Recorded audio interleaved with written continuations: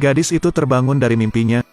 Dia berdiri, bertelanjang kaki berlari menaiki tangga ke teras. Berdiri di kayu salib, melihat ke belakang, mengangkat kepalanya dan melompat ke bawah. Di permukaan air muncul sesosok tubuh melotot marah. Angela terbangun kaget. Keesokan harinya dia menerima kabar itu. Dia menyadari itu bukan mimpi, tapi sesuatu yang dialami adiknya. Tapi dia tidak mengerti, bagaimana bisa seorang saudari bunuh diri. Dia meninjau rekaman video, sebelum dia meninggal, kata saudara perempuannya, Konstantinus. Sepertinya tidak sesederhana itu. Angela berniat mencari orang tersebut. Tapi Konstantin memberi makan Peter, tidak bisa berbicara dengan Angela, menolaknya 2-3 kali. Tapi Konstantin menemukan, di luar jendela ada hantu, jelas ditujukan pada Angela. Dia tidak bisa membantu tetapi menyelamatkan. Pada saat Konstantinus tiba, jalanan diselimuti kegelapan, lampu jalan padam.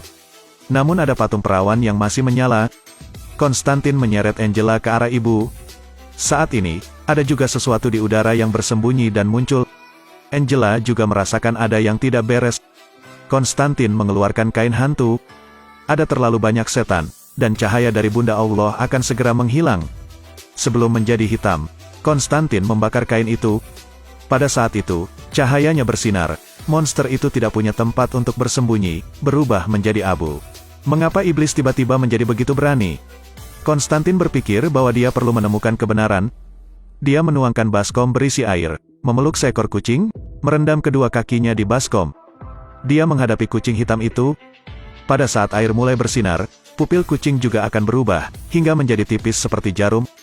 Konstantin pergi ke neraka. Tempat ini penuh dengan debu api dan jeritan. Konstantin menemukan Isabel, bergegas. Setan-setan di sekitarnya juga mengejar mereka.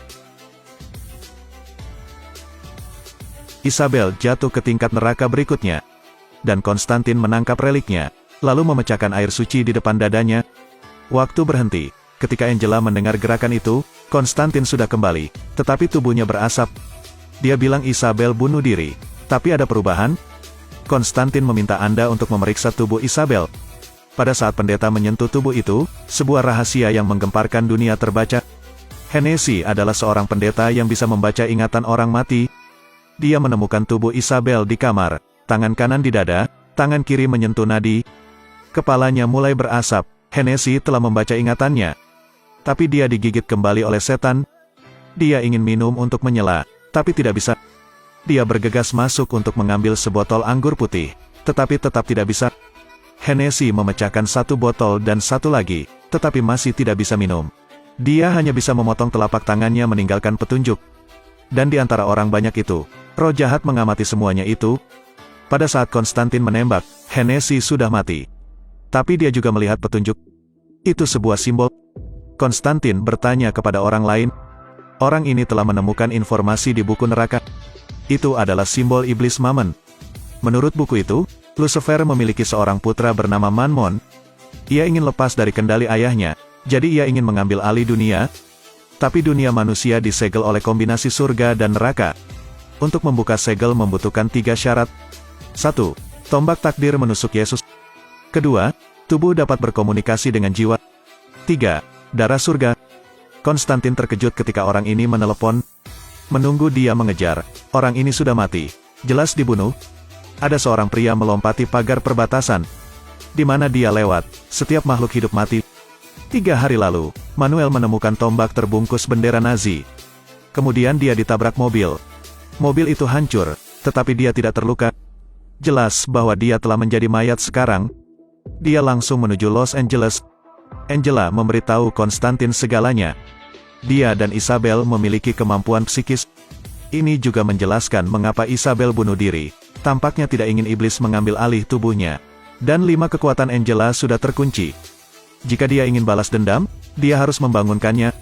Mereka datang ke bak mandi. Angela melepas bajunya dan bertanya apakah dia harus melanjutkan. Konstantin menatapnya, lalu tidak berkata apa-apa lagi. Angela tampak sedikit kecewa. Angela duduk di bak mandi. Konstantin berkata untuk tenggelam. Dia menarik napas dalam-dalam dan tenggelam ke dalam air. Menatap Konstantin. Dia mulai merasa ada yang tidak beres. Konstantin memaksanya turun. Dia panik dan meronta. Tetapi Konstantin tetap stabil seperti gunung. Akhirnya momen penting telah tiba, energi spiritual masuk, bak mandi pecah, Angela mengerti semuanya. Dia berlari ke tempat kejadian, menemukan koin perak Yudas. Konstantin tahu, ini barang Balthazar. Balthazar adalah utusan iblis ke dunia manusia. Dia melanggar peraturan. Jika demikian, Konstantin memutuskan untuk meledakkannya. Pasangan ini sudah saling kenal selama sehari. Mereka hanya memakai jimat. Konstantin sengaja pergi. Jantung Angela berdegup kencang. Dia melepas mantelnya, dan jimatnya juga jatuh. Di lantai atas, Balthazar sedang melihat ke cermin ketika rasanya tidak enak. Dia ditembak dari jarak 10 meter, dan dipukuli sampai kegirangan. Yang datang adalah John Konstantin. Dengan senjata suci emas di tangannya, dia menamparkan sebotol air suci ke wajah Balthazar. Balthazar menjadi marah, mendorong orang-orang Konstantin. Konstantin mengenakan seruling salib, meninju Balthazar, diikuti dengan 3 pukulan lagi berturut-turut. Balthazar berbaring telungkup di atas meja, merasakan sakit. Konstantin mengeluarkan pena pemburu setan dan mempertanyakan rencana spesifik Mammon. Tapi Balthazar tetap keras kepala. Konstantin ingin menyelamatkannya, menyerahkannya kepada Tuhan sebagai budak. Saat bahaya, Balthazar memikirkan para malaikat. Dia takut. Dia berkata bahwa Mammon telah menyentuh tombak takdir. Saat ini, Angela muncul. Balthazar tertawa keras, misinya tercapai. Konstantin menganggapnya menjengkelkan, melepaskan tembakan, lalu pergi bersama Angela. Sebuah bayangan hitam muncul. Balthazar, belum mati, berteriak, "Raja selamatkan aku." Tetapi orang yang datang tidak mempedulikannya, dan menghempaskan tubuhnya. Kali ini benar-benar mati. Keduanya sedang menunggu lift. Konstantin menemukan bahwa Angela tidak mengenakan jimat pelindung. Dia memiliki firasat buruk. Lift meledak. Angela terus-menerus ditarik ke belakang dengan kekuatan yang besar. Konstantin mengejar, tapi Angela diseret keluar gedung. Sepertinya rencana Mammon telah dimulai. Konstantin hanya bisa mengambil risiko, dia menyerbu ke sarang Midnight. Midnight adalah seorang penyihir, selalu menjaga sikap netral, tapi kekuatannya tidak sedang. Sangat cepat mendapatkan tulang rusuk Konstantin.